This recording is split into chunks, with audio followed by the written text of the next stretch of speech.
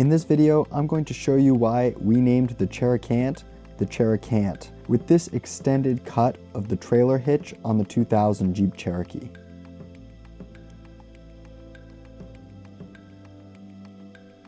In episode 8 of Burnout, we did a ton of repairs to this Jeep Cherokee in order to get it to go off-roading. And you can see all of that in episode 8 that is linked right down in the description.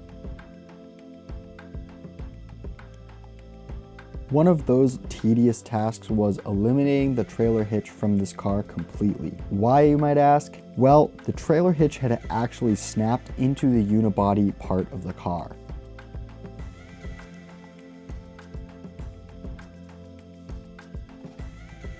The way that the hitch ended up snapping was there was too much tongue weight on my trailer, causing there to be more down pressure on the ball on the hitch. Now, when there was more down pressure onto the ball, it actually caused the hitch attached to the car to bend up into the car.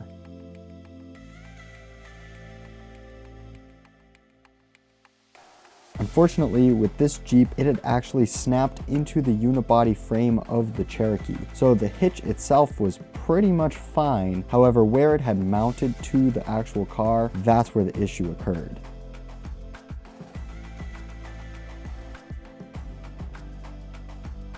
To make things even worse, whoever installed the hitch on this car bolted it on one side, however welded it on the other side. So altogether, it was thrown in there not the right way to begin with.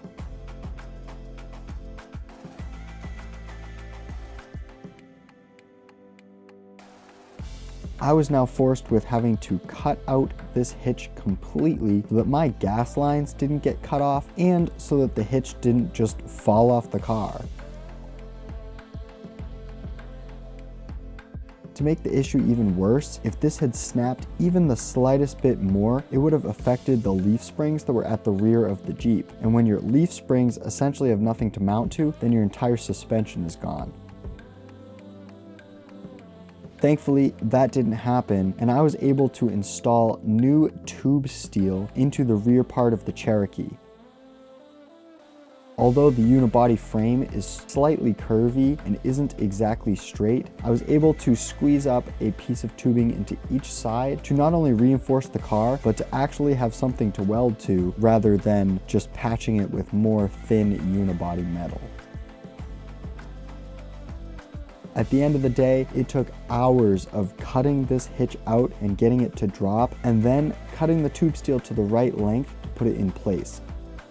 Overall, the job I did was definitely custom. However, there was nothing online that would replace those unibody frames, and I wanted the car to be structurally sound. My plan originally was to install a new hitch on the Jeep after all the framework was done. However, after seeing all of the work in place and ready to go, I decided that the best thing for this car would be not install a hitch at all. That is the story of the trailer hitch on the Cherokan't. And if you want to know more about this vehicle, visit burnoutshow.com/fleet, and you can find more information about the repairs and parts we used for this 2000 Jeep Cherokee.